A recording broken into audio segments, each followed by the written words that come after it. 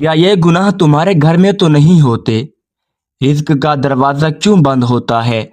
हज़रत अली रदी अल्लाह ताला अन्हो ने फरमाया, बिस्मिल्लाहिर्रहमानिर्रहीम।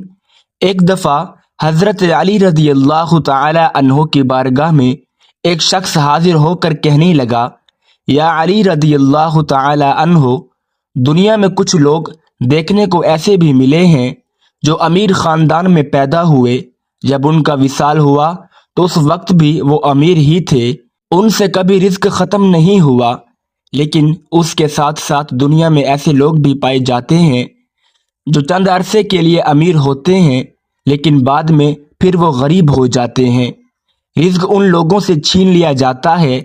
उस शख्स ने पूछा, या अली रदी अल्लाह ताला अन्हो, वो कौन से ऐसे गुनाह हैं जो रिज्क में कमी लाते हैं, रिज्क को ख़त्म कर देते हैं? हज़रत अली रदी अल्लाह ताला अन्हो ने फरमाया, ए इंसान, 5 ऐसे गुनाह हैं जिसको करने से इंसान का रिज्क ख़त्म हो जाता है। उसके रिज्क में आहिस्ता आहिस्ता कमी आना शुरू हो जाती है। उस शख्स ने पूछा, या अली रदी अल्लाह ताला अन्हो, वो 5 गुनाह कौन कौन से हैं? हज़रत अली रदी अल्लाह ताला अन्हो ने फरमाया कि वो 5 गुनाह ये हैं। नंबर 1, सूद खाना। हज़रत मोहम्मद सल्लल्लाहु अलैहि वसल्लम के पास हज़रत जिब्राईल अलैहिस्सलाम अल्लाह ताला का हुक्म लेकर पेश हुए।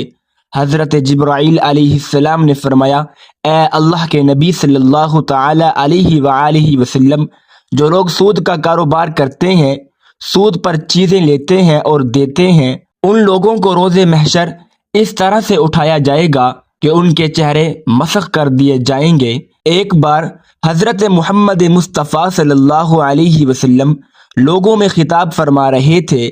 आप सल्लल्लाहु अलैहि वसल्लम ने फरमाया, लोगों, तुम में से कोई अपनी माँ के साथ जिना करना पसंद करता है? लोगों ने जवाब दिया, या रसूल अल्लाह सल्लल्लाहु अलैहि वसल्लम, नहीं, हमको ऐसे गुनाह से सख्त नफरत है। हज़रत मोहम्मद मुस्तफ़ा सल्लल्लाहु अलैहि वसल्लम ने फरमाया, इतना गुनाह माँ के साथ जिना करने का नहीं जितना गुनाह सूद का कारोबार करने वाले को मिलता है, जो सूद का माल लेता और दूसरे को मुनाफा रख कर देता है। रिज्क के कम होने और रिज्क को ख़त्म करने की असल वजह सूद खाना है। हज़रत शेख सादी रहमतुल्लाहि अलैह फरमाते हैं कि एक बार मैं एक नया मकान ख़रीदना चाहता था। मैं मकान की तलाश कर रहा था। एक शराबी मेरे पास आकर कहने लगा, आप नया मकान इधर उधर तलाश करने के बजाय फुला मकान खरीद लें, मैं भी उसी मोहल्ले का हूँ, इस तरह मैं आपका हमसाया बन जाऊंगा। उस मकान में कोई ऐब नहीं है। हज़रत शेख सादी रहमतुल्लाहि अलैह फरमाने लगे, ए नादान बंदे, इससे बड़ा ऐब और क्या हो सकता है कि तू मेरा हमसाया बन जाए, क्योंकि तू सूद का कारोबार करता है। इससे बड़ा ऐब और क्या होना है?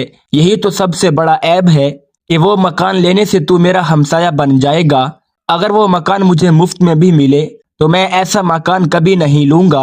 हज़रत शेख सादी रहमतुल्लाहि अलैह ने फरमाया कि तेरे मरने के बाद उस मकान की कीमत 10 गुना से भी ज़्यादा बढ़ जाएगी।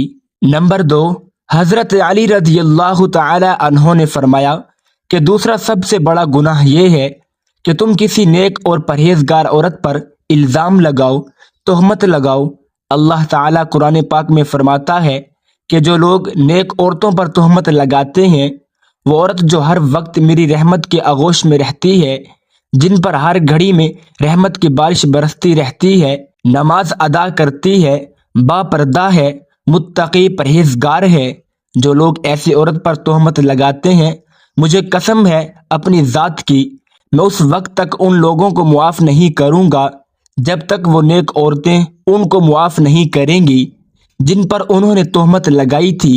जिस तरह माँ अपनी औलाद के खिलाफ एक लफ्ज़ भी सुनना पसंद नहीं करती, इसी तरह अल्लाह ताला भी अपने नेक बंदों के खिलाफ एक लफ्ज़ भी सुनना पसंद नहीं करते।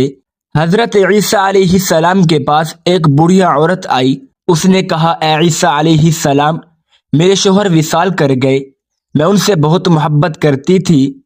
अब हर रोज़ मेरा शौहर मेरे ख्वाब में आता है, मेरे ख्वाब में आकर मुझे कहता है कि मेरी कब्र पर आकर मेरी कब्र को खोद कर देखो کہ ایک بار میری قبر کو کھود کر میرا چہرہ تو دیکھ لو۔ اے عیسیٰ علیہ السلام، میں بہت ہی دور سے چل کر یہ مسئلہ آپ کے پاس لے کر آئی ہوں۔ حضرت عیسیٰ علیہ السلام نے کہا کہ آؤ، میں بھی آپ کے ساتھ آپ کے شوہر کی قبر کو کھودنے کے لیے جاتا ہوں۔ وہ دونوں اس قبرستان پہنچ گئے جہاں اس بوڑھیا کے شوہر کی قبر تھی۔ قبرستان جا کر حضرت عیسیٰ علیہ السلام نے فرمایا کہ بتاؤ تیرے شوہر کی قبر کون سی ہے؟ بوڑھیا عورت نے ہاتھ سے اشارہ کرتے ہوئے کہا کہ یہ قبر ہے۔ حضرت عیسیٰ علیہ السلام قبر پر کھڑے ہو کر اللہ تعالیٰ سے رو رو کر دعا کرتے رہے۔ دعا کرنے کے بعد حضرت عیسیٰ علیہ السلام نے فرمایا، اے قبر کے اندر سونے والے، اللہ تعالیٰ کے حکم سے کھڑا ہو جا۔ اس قبر سے ایک ایسا انسان اٹھ کر کھڑا ہوا جس کو دیکھ کر بوڑھیا نے زوردار چیخ ماری اور بے ہوش ہو کر گر گئی۔ وہ کھڑے ہونے والے انسان کا جسم تو انسانی تھا اور اس کا چہرہ مسخ کر دیا گیا تھا۔ جب تھوڑی دیر کے بعد اس عورت کو ہوش آیا تو حضرت عیسیٰ علیہ السلام نے اس زندہ ہونے والے انسان سے دریافت کیا کہ تو دنیا میں ایسا کون سا گناہ کیا کرتا تھا جس کام کے بدلے تجھ کو اتنی بری سزا کا سامنا کرنا پڑ رہا ہے؟ اس نے جواب دیا، حضرت عیسیٰ علیہ السلام، مجھ سے ایک گناہ ہو گیا تھا جس کی وجہ سے میرا چہرہ بگاڑ دیا گیا۔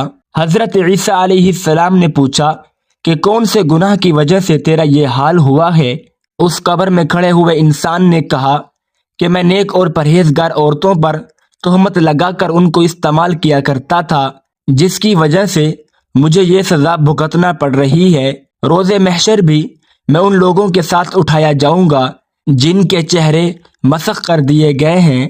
نمبر 3، حضرت علی رضی اللہ تعالی عنہ نے فرمایا کہ اللہ تعالیٰ کو کسی کا شریک ٹھہرانا بہت بڑا گناہ ہے۔ اللہ تعالیٰ کے ساتھ کسی کو شریک مت ٹھہراؤ، شرک مت کرو۔ روز محشر اللہ تعالیٰ ہر گناہ کو معاف کر سکتا ہے۔ اس کے گناہ چاہے آسمان اور زمین میں موجود چیزوں سے بھی زیادہ ہوں، اس انسان کو چاہے تو معاف کر دے، لیکن شرک کرنے والے کو کبھی معاف نہیں کرے گا۔ کافر لوگوں کی کبھی بھی بخشش نہیں ہوگی۔ نمبر 4، حضرت علی رضی اللہ تعالی عنہ نے فرمایا کہ گناہ کسی پر جادو کرنا ہے، کسی کا جینا حرام کرنے کے لیے، کسی کی خوشیوں کو چھیننے کے لیے اس پر جادو کرنا کہ اس کے پاس فلاں رزق کیوں ہے، اس کو جادو کے ذریعے ختم کر دیتا ہوں۔ حضرت علی رضی اللہ تعالی عنہ نے فرمایا، جادو کرنے والا انسان دائرہ اسلام سے خارج ہو جاتا ہے۔ جب کسی جادوگر کی موت ہوتی ہے تو وہ کافر مرتا ہے۔ جادوگر کی موت کبھی بھی ایمان پر نہیں ہوتی۔ نمبر 5، حضرت علی رضی اللہ تعالی عنہ نے فرمایا کہ کسی کو دکھ اور تکلیف دینا سب سے بڑا گناہ ہے۔ کسی کو دکھ دینا، کسی کا جینا حرام کر کے خود خوش ہونا، کسی کو رلا کر خود خوش ہونا سب سے بڑا گناہ ہے۔ حضرت علی رضی اللہ تعالی عنہ نے فرمایا کہ ان 5 بندوں سے اللہ پاک روز قیامت سخت حساب لے گا، اور دنیا میں ان 5 بندوں سے اللہ تعالی رزق چھین لیتا ہے۔ رسول اللہ صلی اللہ علیہ وسلم نے ارشاد فرمایا، بے شک آدمی محروم ہو جاتا ہے رزق سے گناہوں کے سبب جس کو وہ اختیار کرتا ہے۔ ابن ماجہ میں حضرت عبداللہ بن عمر رضی اللہ تعالی عنہ سے روایت ہے کہ ہم 10 آدمی حضور اقدس صلی اللہ علیہ وسلم کی خدمت میں حاضر تھے۔ آپ صلی اللہ علیہ وسلم ہماری طرف متوجہ ہو کر ارشاد فرمانے لگے، 5 چیزیں ہیں، میں خدا کی پناہ چاہتا ہوں کہ تم ان کو پاؤ۔ جب کسی قوم میں بے حیائی کے افعال علی اعلان ہونے لگیں، وہ تعاون میں مبتلا ہوں گے اور ایسی ایسی بیماریوں میں گرفتار ہوں گے جو ان کے بڑوں کے وقت میں نہیں ہوں گی، اور جب کوئی قوم ناپنے تولنے میں کمی کرے گی، قحط اور تنگی اور ظلم حکامت میں مبتلا ہوں گے، اور نہیں بند کیا کسی قوم نے زکوٰۃ کو مگر بند کیے جائیں گے، برائے رحمت ان سے اگر چھپائے نہ ہوتے تو کبھی ان پر بارش نہ ہوتی، اور نہ ہی عہد شکنی کی کسی قوم نے مگر مسلط کرے گا اللہ تعالیٰ ان کے دشمن کو غیر قوم سے، جبرن لے لیں ان سے ان کے اموال کو۔ اللہ تعالیٰ نے بنی اسرائیل سے کہا کہ جب میری اطاعت کی جاتی ہے میں راضی ہوتا ہوں، اور جب راضی ہوتا ہوں برکت کرتا ہوں اور میری برکت کی کوئی انتہا نہیں، اور جب میری اطاعت نہیں ہوتی غضبناک ہوتا ہوں اور لعنت کرتا ہوں، اور میری لعنت کا اثر 7 پشت تک پہنچتا ہے۔ یہ مطلب نہیں کہ 7 پشت پر لعنت ہوتی ہے، بلکہ مطلب یہ ہے کہ اس کے نیک ہونے سے اولاد کو برکت ملتی ہے، وہ نہ ملے گی۔ اللہ پاک ہمارے رزق میں برکت عطا فرمائے اور ہمیں غیب سے کشادہ رزق عطا فرمائے۔ اللہ پاک ہمیں بہتر عمل کرنے کی توفیق عطا فرمائے۔ اللہ پاک میری اور آپ کی بخشش فرمائے، آمین۔ ناظرین، کمنٹ باکس میں اللہ تعالیٰ کے 99 ناموں میں سے ایک نام ضرور ٹائپ کریں۔